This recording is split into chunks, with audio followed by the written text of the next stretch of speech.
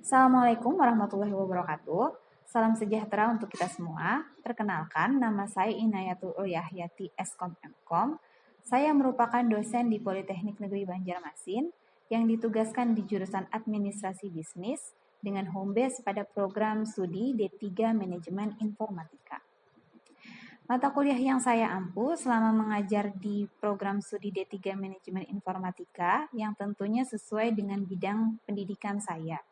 Pada semester ganjil, mata kuliah yang saya ampu adalah aplikasi perkantoran 1 untuk semester 1, interaksi manusia dan komputer UI UX pada semester 3, dan jaringan komputer pada semester 5. Sedangkan pada semester genap, mata kuliah yang saya ampu adalah aplikasi perkantoran 2 untuk semester 2 dan jaringan komputer pada semester 4.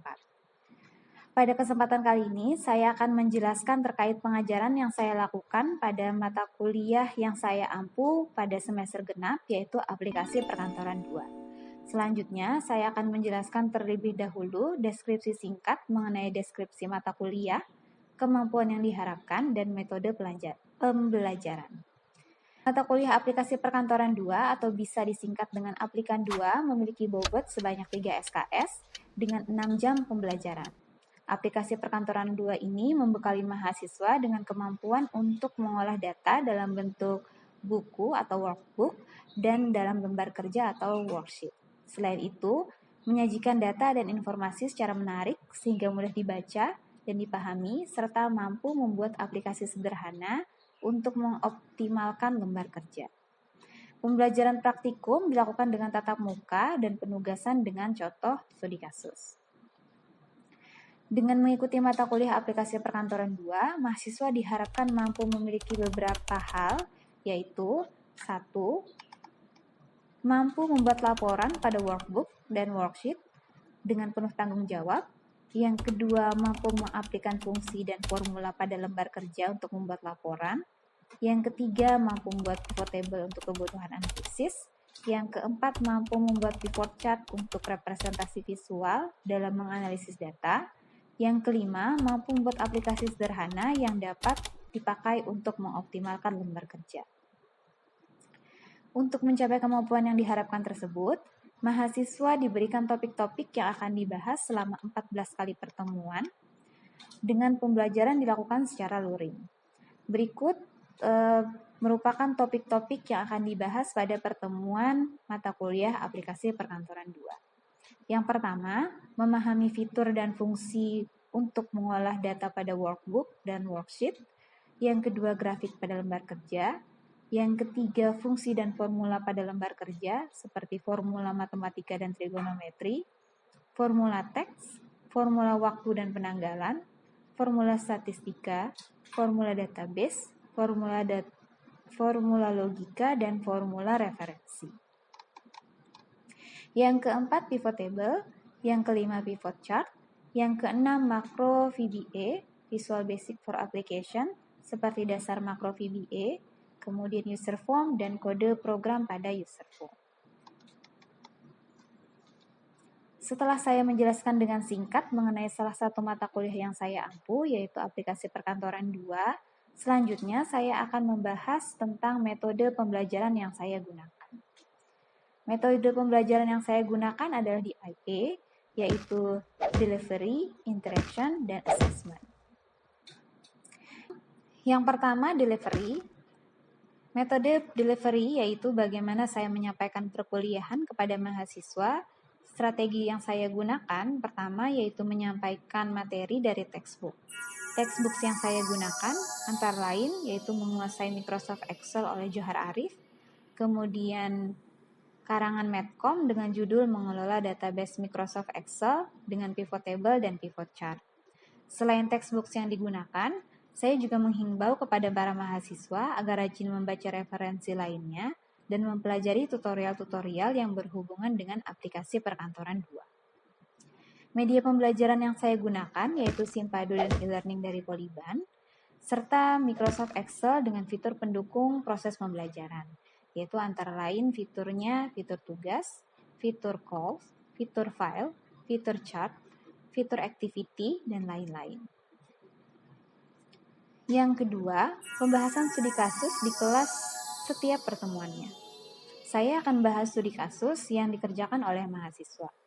Studi kasus ini dapat diselesaikan dengan memanfaatkan fitur dan fungsi pada workbook ataupun worksheet di Microsoft Excel.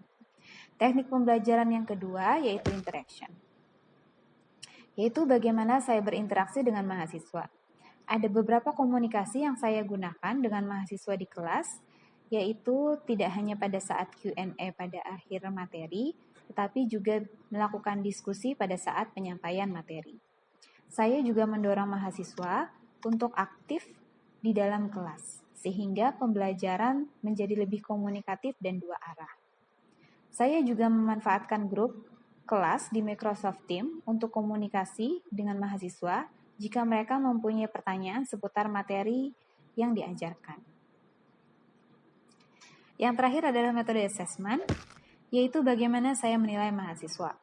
Saya menjelaskan kontrak perkuliahan di awal perkuliahan. Saya juga menjelaskan pembobotan penilaian yang akan diberikan kepada mahasiswa, sehingga mereka mengetahui ketentuan dan peraturan yang berlaku di mata kuliah yang saya ajarkan. Hal ini bertujuan agar mereka dapat mempersiapkan diri, sehingga bisa mengikuti perkuliahan dengan baik dan mendapatkan nilai yang diharapkan.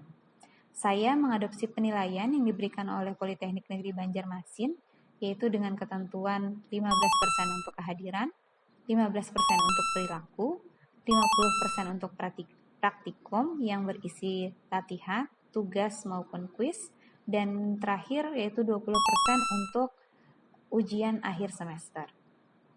Berikut video cuplikan pengajaran yang saya lakukan pada mata kuliah aplikasi perkantoran 2 dengan materi Macro Visual Basic for Application. Baik, kita mulai ya. Assalamualaikum warahmatullahi wabarakatuh. Waalaikumsalam warahmatullahi wabarakatuh. Baik, sebelum mulai perkuliahan, kita mulai dulu dengan berdoa ya, berdasarkan agama dan kepercayaan masing-masing. Mudah-mudahan ilmu yang diterima hari ini bisa bermanfaat bagi kita semua. Berdoa silakan.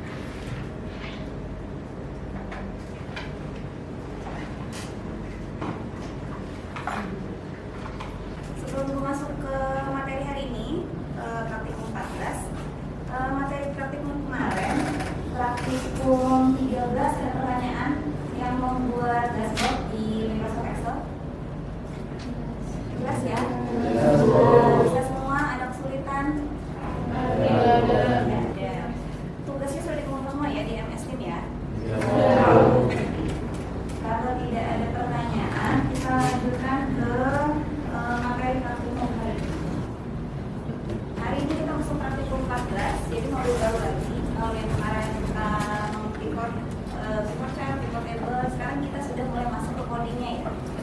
Kita mulai belajar makro VBA atau Visual Basic for Application di Excel.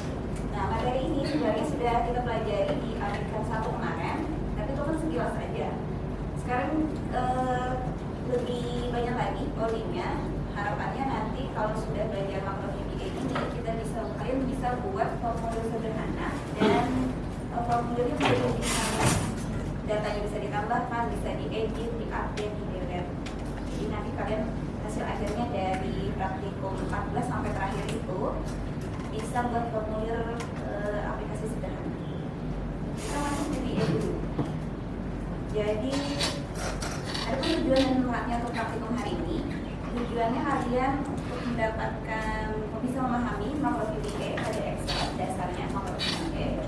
Kemudian bisa mengerti jenis-jenis modul yang ada di makro VBA Excel. Karena beda kan ya, makro VBA di Word dan di Excel. Modulnya beda. Banyak kan modulnya di Excel. Kemudian yang ketiga, memahami ruang lingkup prosedur. Yang keempat, memahami jenis-jenis prosedur. Manfaatnya, jadi kalian bisa nanti membuat prosedurnya, menulis coding dengan bahasa VBA, kemudian menjalankan dan mengeksekusikan. Ini tujuan dan manfaatnya. Kita masuk ke makro VBA-nya. VBA itu panjangan dari Visual Basic for Application. VBA sendiri itu turunan dari VB, bahasa Visual Basic. Bahasa Visual Basic ini kan yang dikembangkan oleh Microsoft. Nah, VBA sendiri ini khusus bahasa pemrogramannya khusus untuk aplikasi atau perintah-perintah yang dijalankan di untuk aplikasi bawaannya Microsoft Office. Jadi untuk seperti Microsoft Word, Microsoft Excel, perintah-perintahnya itu scriptnya menggunakan bahasa. Kemudian ada makronya. Makro sendiri itu adalah sebuah tools atau alat yang digunakan untuk otomatisasi perintah.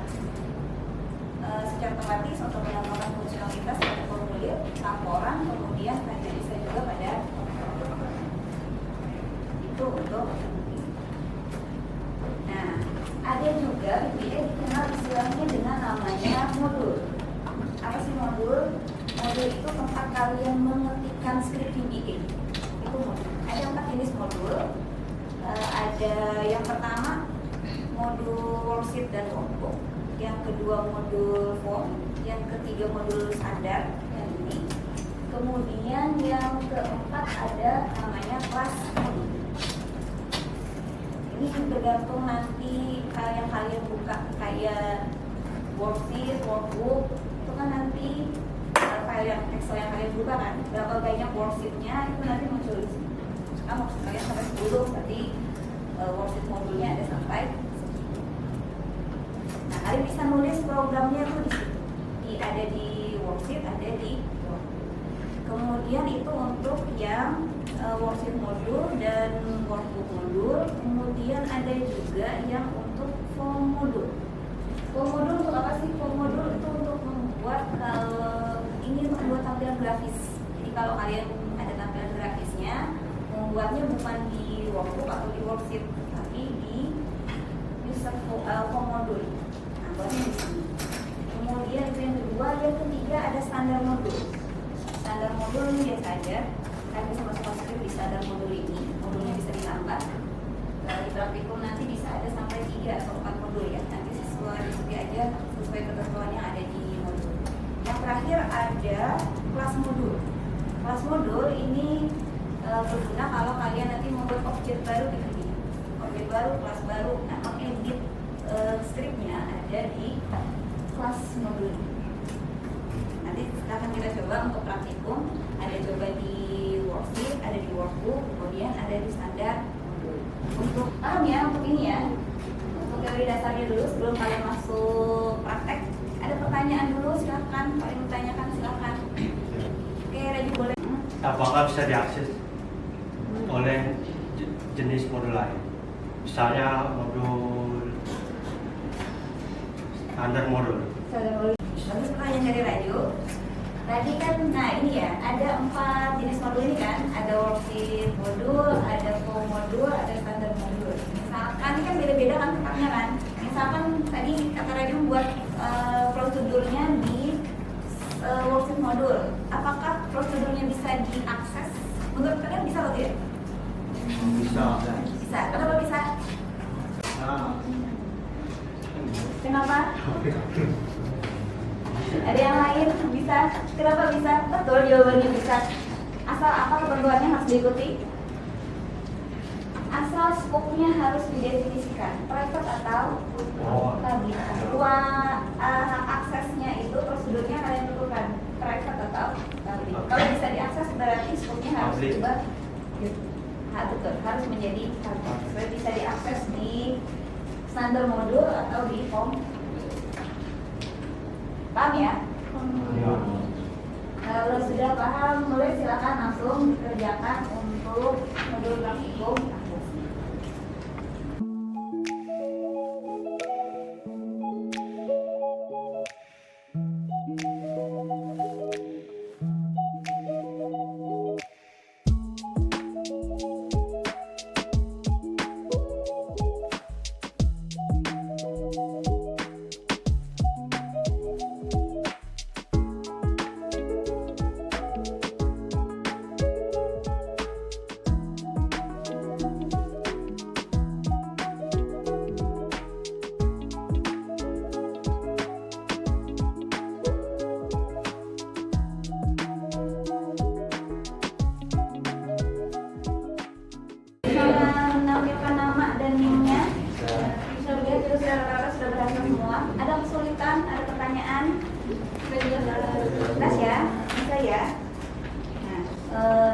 pertanyaan lagi, Mbak Lilis. Wassalamualaikum warahmatullahi wabarakatuh. Waalaikumsalam. Selain melakukan pengajaran, saya juga melakukan kegiatan Tridharma perguruan tinggi lainnya, yaitu penelitian dan pengabdian kepada masyarakat.